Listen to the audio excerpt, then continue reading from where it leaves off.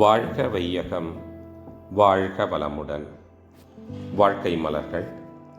நால்வோர் நற்சிந்தனை. அக்டோபர் 8. தலைப்பு: நான் யார்? நான் உடல் என்று குறுகி நிற்பதா?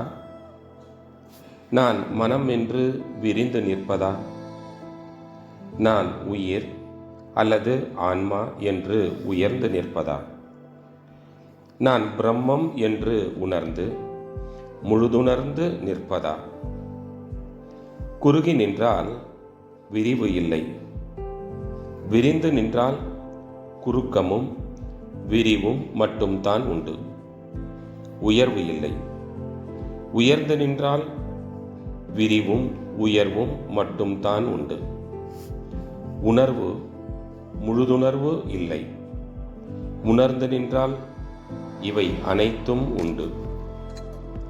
உடல் தோற்றமாக இருக்கிறது, உயிர் ஆற்றலாக இருக்கிறது, மனம் உணர்வாக இருக்கிறது.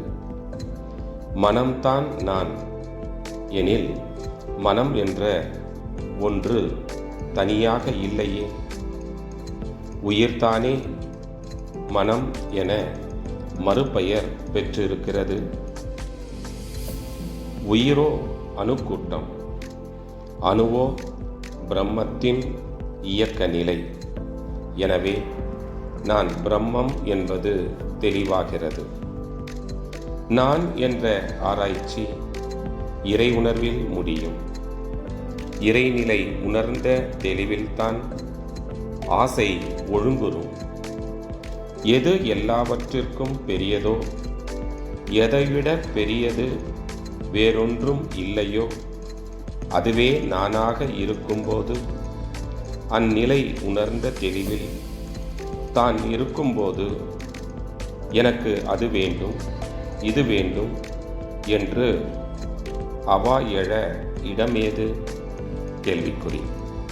என்னை உடலளவில் குறுக்கிக் கொண்டிருந்த போது எதனுடனோ என்னை ஒப்பிட்டு கொண்டேன். அப்போது நான் பெரியவன், நான் வல்லவன், நான் செல்வன், நான் அழகன் என்றெல்லாம் தருக்கு வந்தது. ஒப்புவமை இல்லாத ஒரு பெரிய பொருளாக நானே இருக்கும் நிலையை உணர்ந்து கொண்டு விட்டபோது, எதனோடு என்னை ஒப்பிட்டு தருக்குறுவது? கேள்விக்குறி.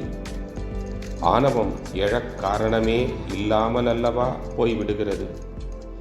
நானே பிரம்மமாக இருக்கிறேன், பிரம்மம் எல்லாமாக இருக்கிறது என்னும்போது, எல்லாமே நானாக இருக்கும் நிலையையும் நானே எல்லாமாக இருக்கும் நிலையையும் நான் உணர்ந்து மறவாமல் இருக்கும்போது எதன் மீது பற்று வைப்பது? கேள்விக்குறி. என்னுடையது என்ற பற்று எழ முகாந்திரமே இல்லையே. நான் என்னும் அகங்காரமும் எனது என்னும் மமகாரமும் ஒருங்கே ஒழியும் இடம்தான் நான் யார். நான் பிரம்மம் என்ற தெளிவுத்தான். அருட்தந்தை. வாழ்க வளமுடன். தொடரும்.